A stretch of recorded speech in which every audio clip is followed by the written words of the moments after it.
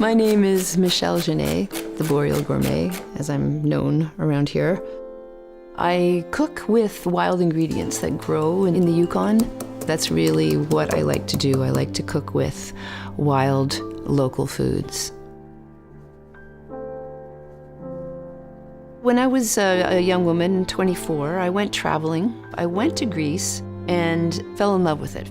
And for the first time, really learned how to cook. And I learned to cook with the wild ingredients that were available locally, because that's what everybody did.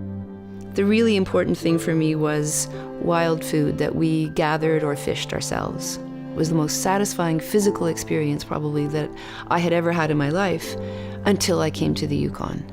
And when I got to the Yukon, I discovered the same culture, the same interest in the wild foods that were available all around us.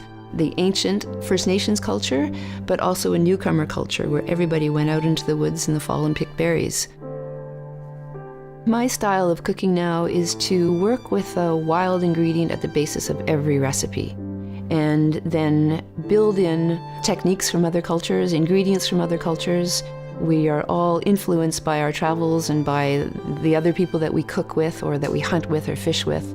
And we borrow from each other, and we've come up with a cuisine that I think is uniquely northern.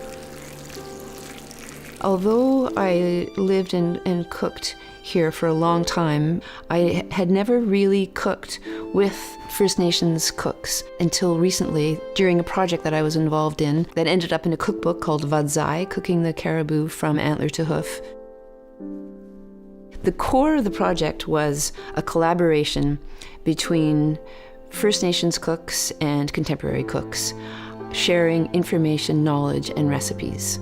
It was a really, really fun exchange, and for me, it was kind of the epitome of the new Northern cuisine.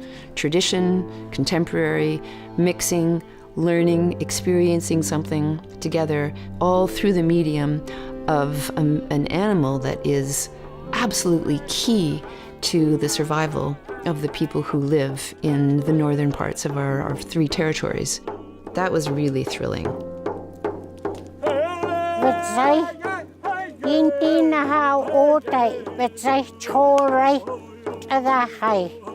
the caribou are close to the community. The bull caribou are the one that we take to harvest. We use everything from the caribou, the meat and the skin.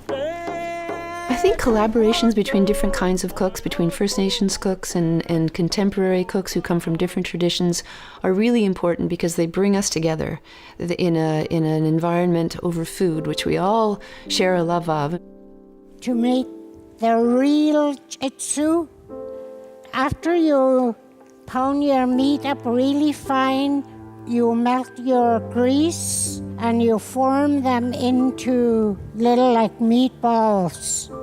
If you're a visitor, you will be able to eat wild fish, and you'll be able to eat lots of different dishes that have been flavored with wild herbs. Those ingredients are beginning to show up on restaurant menus, and that's the wildness that you should be looking for if you're a visitor.